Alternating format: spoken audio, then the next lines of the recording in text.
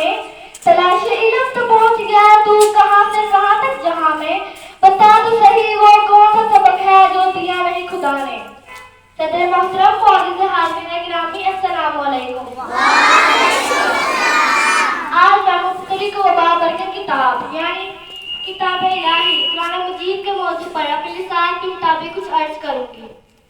سارا عالم جانتا ہے کہ قرآن پاک ایک ایسی کتاب ہے جس کو اللہ تعالیٰ نے اپنے محبوب پیغمبر محمد صلی اللہ علیہ وسلم پر نازل فرمایا ہے. یہ قرآن پاک پوری دنیا میں سب سے زیادہ پڑھی جانے والی کتاب ہے.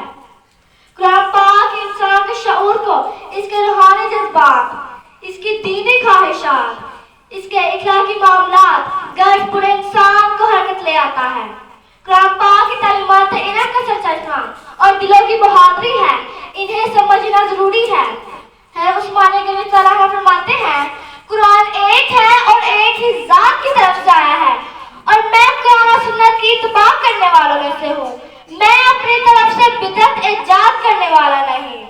قرآن پاک ہی وہ واحد کتاب ہے جس کی حفاظت کا ذمہ اللہ تعالیٰ نے خود لیا ہے اور اس کے بارے میں ارشاد ہے ہم نے ذکر یعنی قرآن اتارا ہے اور ہم اس کی حفاظت کریں گے.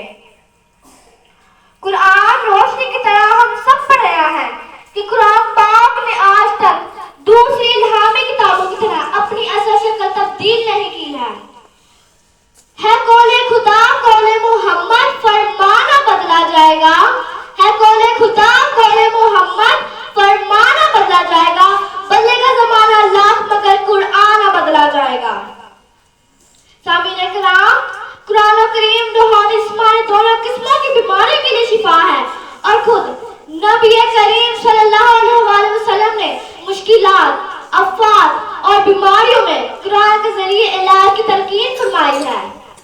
قرآن مجید کے سامنے کوئی باطل ٹھہر نہیں سکتا. ظالموں کی طاقت، جادو کی تدبیریں، دشمنوں کی سازشیں قرآن پاک کے سامنے بلبلے سے بھی زیادہ کمزور ہیں. قرآن پاک کا نور بدخواہوں کی آنکھوں کو بے نور کر دیتا ہے. قرآن پاک ایک ایسی کتاب ہے جو قیامت تک سلامت رہے گی. مگر سامعین کرام، آج کئی مسلمان قرآن پاک کو چھوڑ کر ناپاک صفری علوم کے در پر اپنا مال، ایمان اور عقیدہ تباہ کر رہے ہیں. حرم پاک بھی اللہ بھی قرآن بھی ایک. حرم پاک بھی اللہ بھی قرآن بھی ایک. کچھ بڑی باتیں ہوتے جو مسلمان بھی ایک. محمد صلی اللہ علیہ وسلم فرماتے ہیں قرآن والا قیامت کے دن آئے گا تو وہ کہے گا اے رب اسے زینت کا لباس پہنایا جائے تو اس کو عزت کا تاج پہنایا جائے گا. پھر وہ کہے گا اے رب اسے مزید عطا فرما تو اسے زینت کا لباس پہنایا جائے گا. پھر وہ کہے گا اے رب اسے راضی ہو جا تو اسے کہا جائے گا پڑھو اور اوپر چڑھتے جاؤ اور ہر آیت کے ساتھ نیکی کو زیادہ کیا جائے گا. یہ راز کسی کو معلوم نہیں کہ مومن، یہ راز کسی کو معلوم نہیں کہ مومن کاری نظر آتا ہے حقیقت میں ہے قرآن.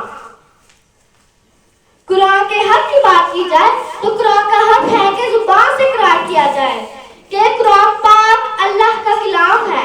اس اقرار سے انسان دائرہ اسلام میں داخل ہو جاتا ہے، لیکن زبان سے اقرار کے ساتھ ساتھ دل سے تصدیق بھی لازمی ہے. اس سے خود بخود قرآن کی عظمت کا نقش قلم پر ظاہر ہو جاتا ہے. میں نے الفاظ کے ساتھ اپنی تقریر ختم کرنے کے لیے اجازت چاہوں گی کہ قرآن میں